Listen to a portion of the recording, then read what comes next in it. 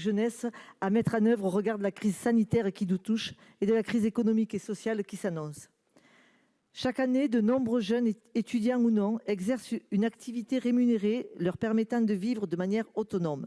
Si le gouvernement a annoncé une aide de 200 € aux étudiants précaires et aux jeunes de moins de 25 ans bénéficiant des APL, force est de constater qu'une partie du public cible ne pourra pas bénéficier de cette aide. Certains jeunes précaires ne sont pas étudiants, certains étudiants précaires ne touchent pas d'APL en étant logés de manière temporaire chez des amis, de la famille et des connaissances. Les trous dans la raquette existent. Avec la crise économique et sociale annoncée, il sera de plus en plus difficile pour ces jeunes précaires d'accéder à un travail, temporaire ou non, à temps partiel comme à temps complet. Nos jeunes, dans tous les territoires, vont être frappés de plein fouet par cette crise et il est nécessaire d'anticiper l'avenir.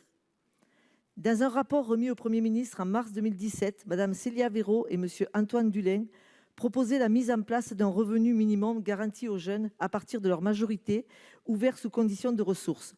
Ce revenu socle, limité dans le temps, aurait pour principal atout de ne bénéficier qu'à ceux qui en ont besoin, atténuant les effets seuil, et de permettre aux jeunes de 18 à 30 ans de bénéficier également d'un suivi intensif des services sociaux, veillant à la réussite de son parcours d'acquisition de l'autonomie et son intégration sociale et professionnelle.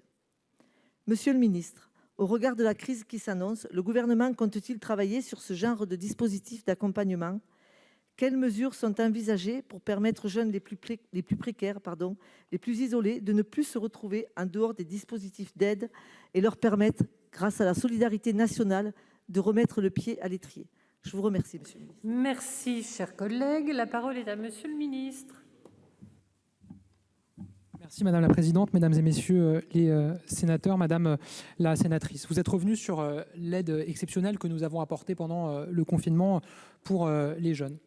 C'est très difficile quand vous mettez en place une aide en urgence de considérer que vous touchez tout le monde. Vous avez parlé de trous dans la raquette.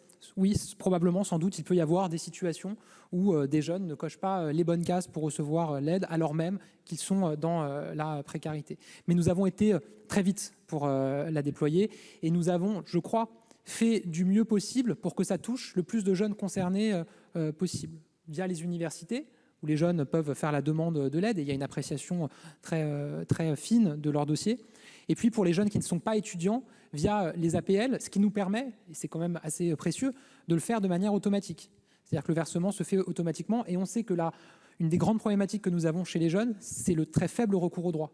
Beaucoup de jeunes n'ont pas recours aux droits qui leur sont donnés parce qu'il y a des enjeux d'information, il y a des enjeux d'éloignement et donc le fait de pouvoir verser cette aide de manière automatique à tous les jeunes non étudiants qui sont bénéficiaires des APL, c'est quand même quelque chose de très efficace. Sur la deuxième partie de votre question, je l'ai dit tout à l'heure et je le redis, évidemment qu'il faut renforcer notre accompagnement financier pour lutter contre la précarité chez les jeunes à un moment où les perspectives en matière d'emploi vont être compliquées.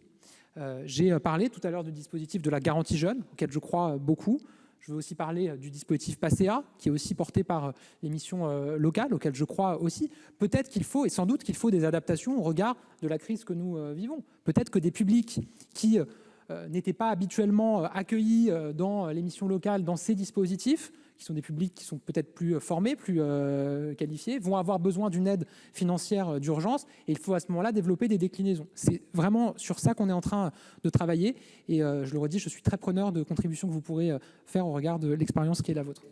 Merci Monsieur le Ministre. Madame Pantel, souhaitez-vous reprendre la parole ? Merci chers collègues. La parole est à Monsieur Olivier Henno pour le groupe